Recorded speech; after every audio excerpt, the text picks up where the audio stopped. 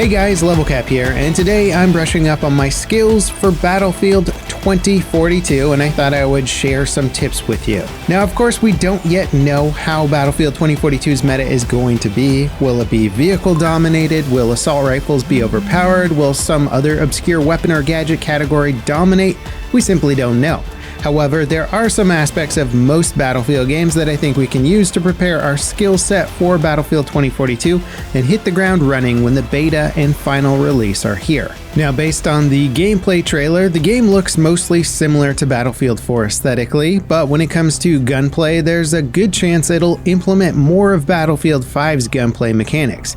Again, we don't know for sure, but Battlefield 4 is almost 8 years old now, so I would imagine DICE's weapon mechanics are going to borrow a lot more from Battlefield 5 than they will from Battlefield 4. And even though Battlefield 5 had its drama with damage profiles and flip-flopping on game design, ultimately it's one of the more advanced and refined implementations of weapon mechanics we have seen in the entire Battlefield franchise.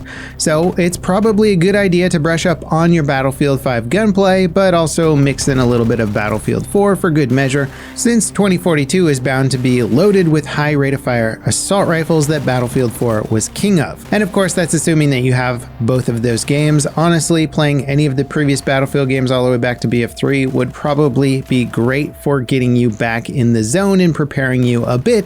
I just think that there's some titles that might be a little bit more relevant, like BF4 and BF5. Plus, Battlefield 4 has either been extremely cheap or even free to play if you got it at the right time. Battlefield 1 it was or still is free on Amazon Prime Gaming, so there's a lot of ways that you can easily pick up a Battlefield title and practice even if you don't have the older games. Now, if you're going to be swapping between different Battlefield games, which I do recommend to try and sort of give you a broader experience in preparation for 2042, it is also important to try and find a sensitivity for aiming that you'll keep consistent between the games. This is something that a lot of PC gamers will do between a lot of FPS titles to allow easier muscle memory when jumping between similar games. So if you can set your centimeters to 360 the same for 2042 as you have it for the current Battlefield game that you're practicing in, the transition should be a lot easier. Now, the centimeter to 360 measurement is a common FPS sensitivity measurement. I don't know when it was first used, but I do know that like in the Counter-Strike world, a lot of pros will post their centimeter to 360 distances to give you a better idea of what sensitivities they're playing with.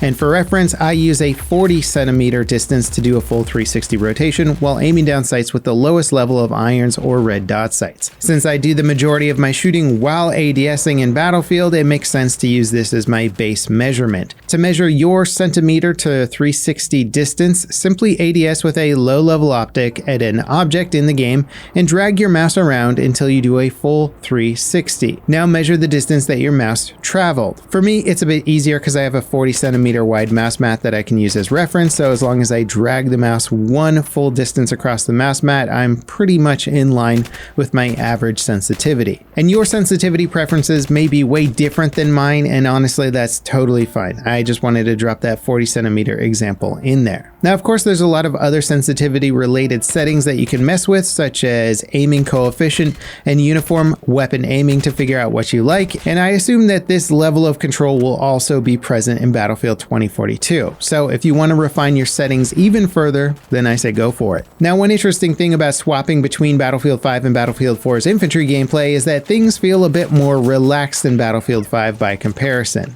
And again, this is highly map and game mode dependent, but just on average. And I think it's in part due to having more cover options on most maps in Battlefield 5. Battlefield 4, on the other hand, usually feels a bit more twitchy and fast paced. And I'm sure it's in part due to the extremely fast TTK and abundance of rapid fire weapons everywhere. But when looking at the Battlefield 2042 maps and knowing that there's going to be double the player count, well, I'd imagine that twitchy and fast pacing may be coming back to that title. And speaking of that 128 player count, I think the amount of snipers we see in the next game may actually go up by a significant margin. What tends to happen in games with extremely chaotic and clustered gunfights is that players try to back off from the action a little bit and get their kills from afar. And with effectively doubling the sniping targets, I would imagine that sniping could become quite popular in 2042, especially in the breakthrough game mode. So you might want to consider brushing up. Practice one-shot headshots using your intel abilities, quick scoping, and sidearm room clearing. These skills will certainly come in handy in the next game. When it comes to primary weapons, I think messing with Battlefield 5 and Battlefield 4 equally will prepare you the best. It's hard to know if that instant AEK melting will be back in Battlefield 2042, or if you may need to integrate slightly different tactics for Battlefield 5 slower TTK automatic weapons with more intense damage drop-off.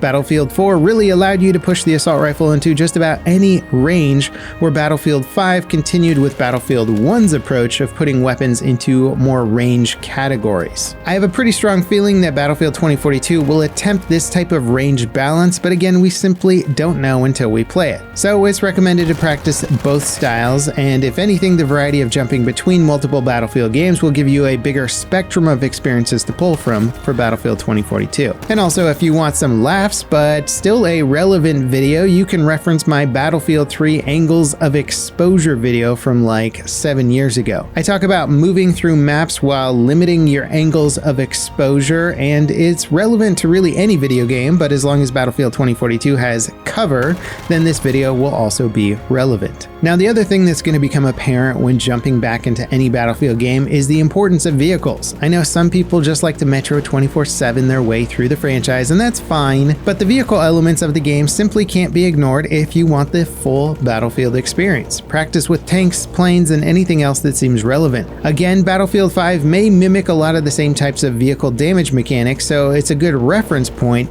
but the modern Abrams tank in Battlefield 4 might feature closer movement and acceleration mechanics to the tanks in 2042.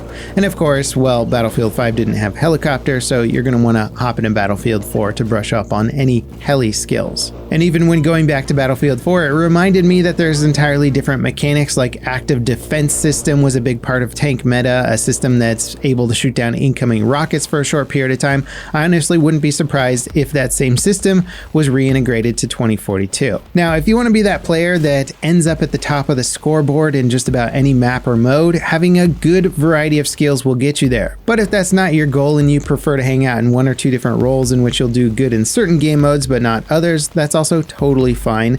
But at the very least, understanding other classes and vehicles will allow you to fight them better.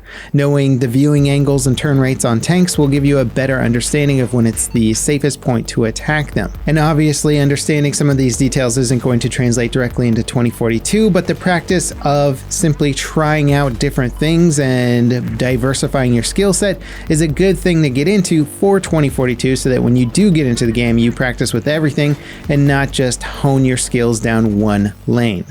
Now, obviously, there's really only so much you can do to prepare for Battlefield 2042, and I think a lot of people are already doing it by simply playing Battlefield games as they get hyped for the new release. Being familiar and engrossing yourself in a Battlefield game and match progression and analyzing your weak areas is a good place to start. Personally, I need to get back into keyboard and mouse flying a bit and work a bit more on my supporting class play, like distributing ammo and health a little bit better or being a little more cognizant of it. I've gotten a little rusty in those areas, so it's a good time to come back and practice. I hope this video gives you a good starting point for brushing up on your Battlefield skills. I'm excited to get back into guide videos once we actually have a game to start making guide content for. Thanks for watching, guys, and I'll see you next time. This is Level Cap signing off.